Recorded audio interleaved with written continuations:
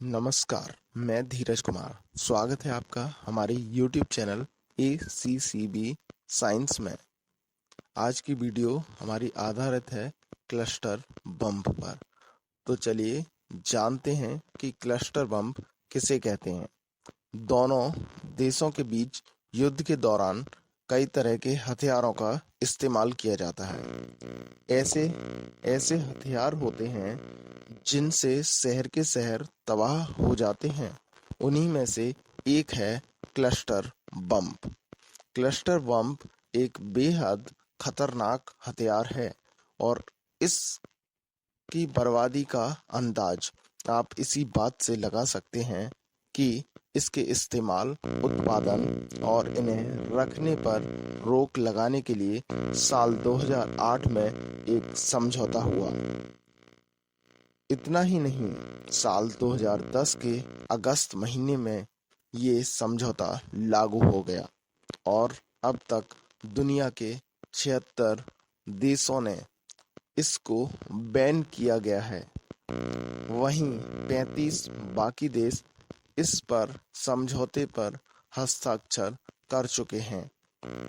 आपकी जानकारी के लिए बता दें कि क्लस्टर बम बहुत से बम्बों का एक गुच्छा होता है जो लड़ाकू विमानों द्वारा दुश्मनों पर निशाना साधकर गिराया जाता है।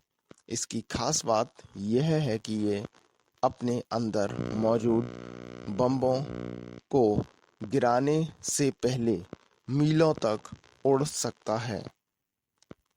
जब क्लस्टर बम को दागा जाता है और वह जमीन से 1000 मीटर से लेकर 100 मीटर की ऊंचाई पर होता है तो बहुत बड़े इलाके को अपने दायरे में लेता है। जैसे ही क्लस्टर बम फटता है तो उसके अंदर मौजूद बम एक बड़े इलाके में गिरने शुरू हो जाते हैं। क्लस्टर बम से निकलने वाले छोटे बम टारगेट के आसपास के इलाके को काफी नुकसान पहुंचाते हैं। इस बम से संघर्ष वाले इलाके के आसपास के आम नागरिकों की जान माल को भी काफी नुकसान होता है। अब तक 200 तरह के क्लस्टर बम गिराए जा चुके हैं। जी हाँ, इतना ही नहीं, क्लस्टर बम के अंदर से निकलने वाले छोटे छोटे बम काफी लंबे समय तक जमीन में पड़े रहते हैं और कभी भी फट सकते हैं।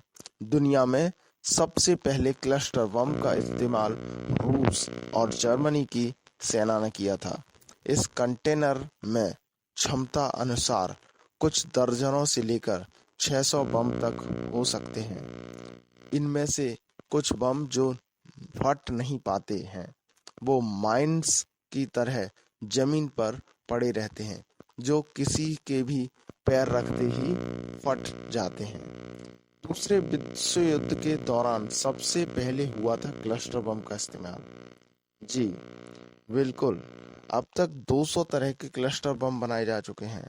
बता दें कि क्लस्टर बम का इस्तेमाल दूसरे विश्व युद्ध के दौरान सबसे पहले हमले और हथियार के तौर पर किया गया था। तभी से इसका इस्तेमाल इसलिए होता है कि ताकि बड़े इलाके में फैली दुश्मन की कई टुकड़ियों या चौकड़ियों को ध्वस्त किया जा सके।